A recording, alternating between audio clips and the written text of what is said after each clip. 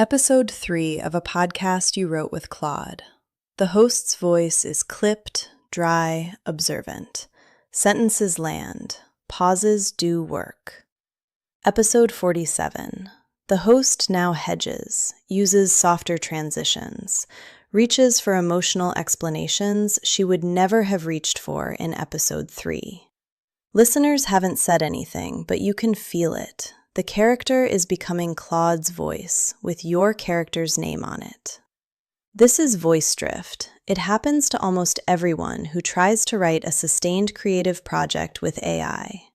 It is not inevitable. The fix is a technique called voice fingerprinting, and almost nobody is teaching it. Creative.02 Voice Fingerprints. This episode covers how to lock a character's voice across sessions so consistently that a reader or listener could not tell episode 47 from episode 3. The technique is more precise than most writers know exists. It is also more learnable than most writers expect. 6 discrete pieces, all installable in a working afternoon.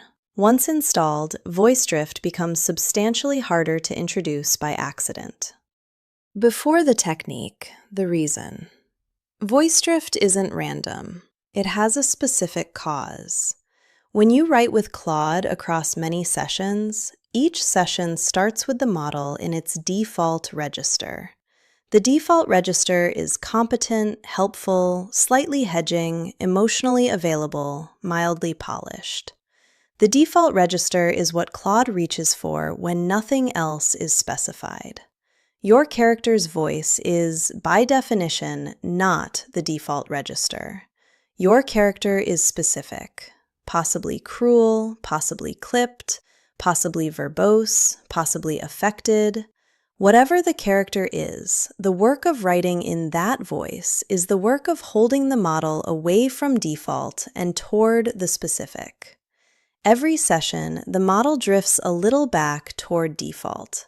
Not because anything failed, because default is the gravity. The longer the session, the further from default the writing has traveled, the more the drift pulls back. Voice fingerprints are the structural countermeasure. They are how the character's voice survives the gravity of default across hundreds of sessions. For the rest of this episode, a worked example. Meet Margot. Margot is a fictional character we'll use to demonstrate the technique. She doesn't exist. She is also, deliberately, the kind of character whose voice is interesting enough to be worth getting right.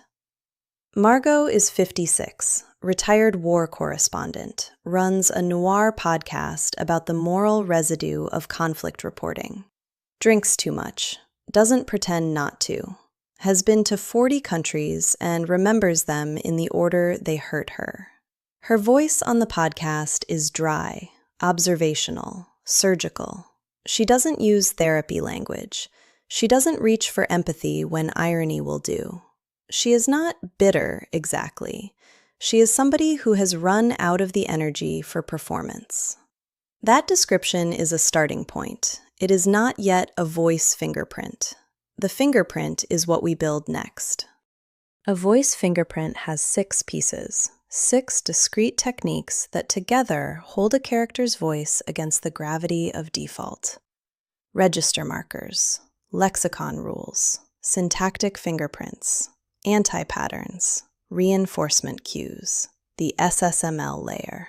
Each one does specific work. None of them is optional if the character is going to survive a sustained project. We'll walk through all 6, with Margot's voice as the running example.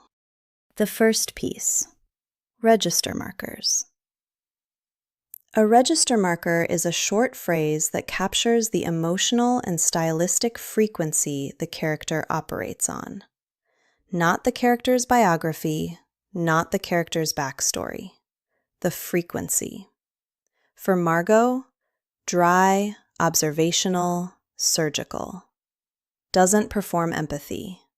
Treats irony as a working tool, not as defensiveness. Will not reach for closure.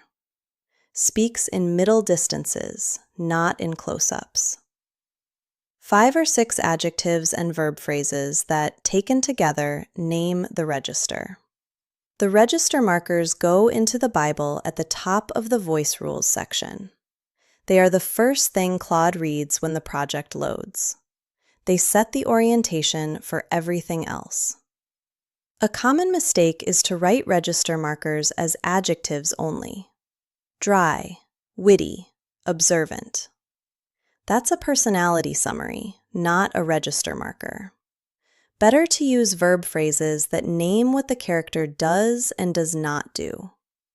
Reaches for irony, not empathy. Speaks in middle distance, not close-up. Refuses closure, even when the structure asks for it. The verbs are doing the work. The second piece, lexicon rules. Lexicon rules are the explicit list of words and phrases the character uses, and the explicit list the character does not use. 2 lists, both load-bearing.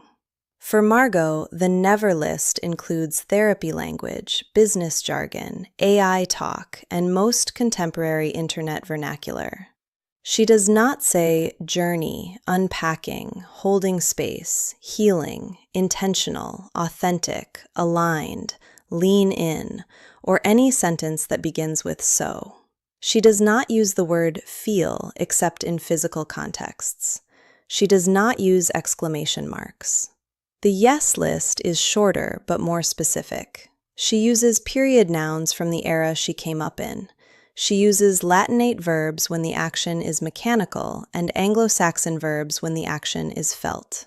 She uses precise place names, never generic geography. She says the city, not the location. The lexicon rules are not exhaustive. They are exemplary. 5 to 10 yes items, 10 to 20 no items, all chosen to gesture at the wider pattern. Claude generalizes from the examples. The list is a tuning fork, not a dictionary. The third piece, syntactic fingerprints, the most underused technique in the stack. Syntax is the architecture of a sentence. Subject placement, clause length, conjunction choice, rhythm. Most voice work happens at the lexical level, the word choice level. Syntactic fingerprints work one layer below. They specify the shape of the sentences themselves. Margot's syntax fingerprint, short sentences before long ones. Drops the subject when the antecedent is obvious. Builds longer sentences out of subordinate clauses that interrupt themselves, then closes them with a short, hard clause that contradicts the buildup. Uses semicolons. Uses periods where most writers use commas. Here is the syntactic pattern as a single sentence in Margot's voice. She had spent 40 years writing about wars. In retrospect, the wars were the easy part. Notice the rhythm. Long descriptive clause, semicolon, short closing observation that pulls the meaning sideways. That pattern, repeated across an episode, is what readers and listeners experience as voice consistency. The pattern is more durable than the vocabulary. The fourth piece, anti-patterns. An anti-pattern is the explicit naming of a thing the character would never do. Anti-patterns are more powerful than rules about what the character does because Claude can simulate doing things from very few examples. Claude cannot simulate not doing a thing without being told what the thing is. For Margot, she would never end a paragraph with a question to the reader. She would never use the word journey for anything non-literal. She would never reach for an emotional explanation when a structural one would do. She would never break the fourth wall. The directness is intentional. The character would never is harder than the character avoids. A hard prohibition holds. A soft prohibition leaks. Margot would not soften an anti-pattern. Neither should the voice card. Here is what all 4 pieces look like as a single document. Margot's voice card on 1 page. Register markers. Dry, observational, surgical, refuses closure, speaks in middle distance. Lexicon rules. Yes. Precise place names, period nouns, Latinate for mechanical, Anglo-Saxon for felt. No. Therapy language. The word journey. Exclamation marks. Sentences that begin with so. Syntactic fingerprint. Short before long. Drops obvious subjects. Subordinate clauses that interrupt themselves. Semicolons. Hard closing clauses. Anti-patterns. Never breaks the fourth wall. Never asks the reader a question. Never reaches for emotional explanation when structural will do. That fits on one page. It does more work than 50 pages of backstory. The fifth piece, reinforcement cues, the session-level tactical tool. Even with a strong voice card loaded, drift can creep in during long sessions. Reinforcement cues are short prompts you drop into the conversation to re-anchor the voice. 3 useful ones. First, stay in Margot's voice for the next passage. Drops the model back to the locked register without re-explaining it. Second, Margot would not say this. Useful when a specific phrase has drifted. Surgically corrects without breaking flow. Third, read this paragraph aloud as Margot. Forces the model to evaluate prosody, not just words. These cues work because the voice card is already loaded. The cues activate what is there. They are not replacements for the card. They are tactical reinforcements on top of structural infrastructure. The biggest mistake here is using reinforcement cues without the underlying voice card. The cues fail because there is nothing to reinforce. The card is the structure. The cues are the maintenance.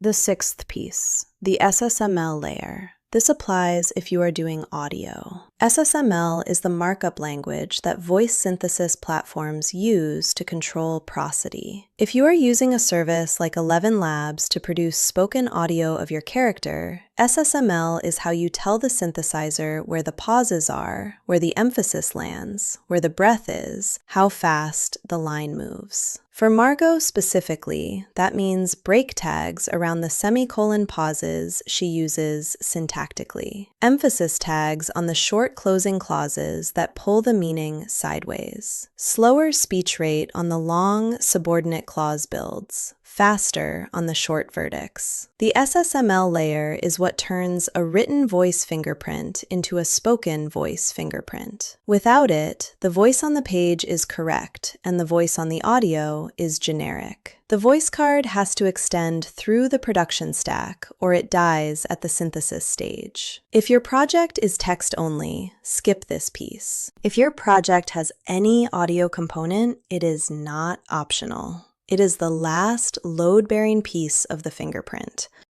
A character's voice is not the words they use. It's the shape of the sentences, the words they refuse, and the silences between them. Here is what the technique actually looks like in revision. 3 lines of draft, each one in default register, each one corrected. Default. Margot felt a profound sense of loss as she recalled the war. Corrected. She had been in 3 cities that no longer existed, felt nothing about it, filed the story anyway. Default.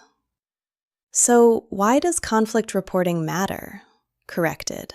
The question of why this work matters is the question every editor asks and no correspondent answers honestly. Default.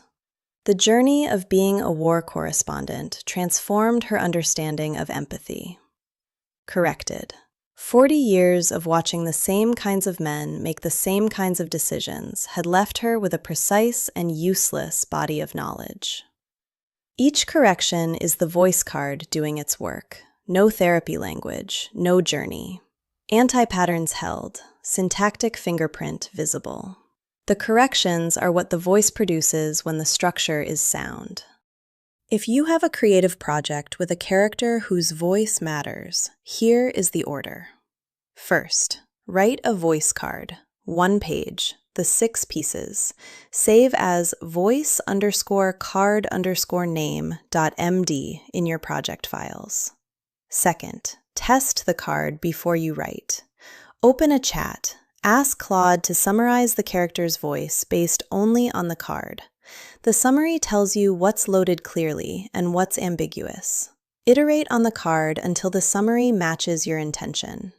Third, write a short sample passage in the character's voice. Compare against the card. Anything in the passage that doesn't match the card is a gap. Patch the card. Fourth, begin the work. Drop reinforcement cues into long sessions. Maintain the card as patches as the character develops. When the card and the work diverge, the card is the truth. That's the working method. Voice drift stops being something you fight session by session. It becomes something the structure prevents. That's the episode. See you in the next one.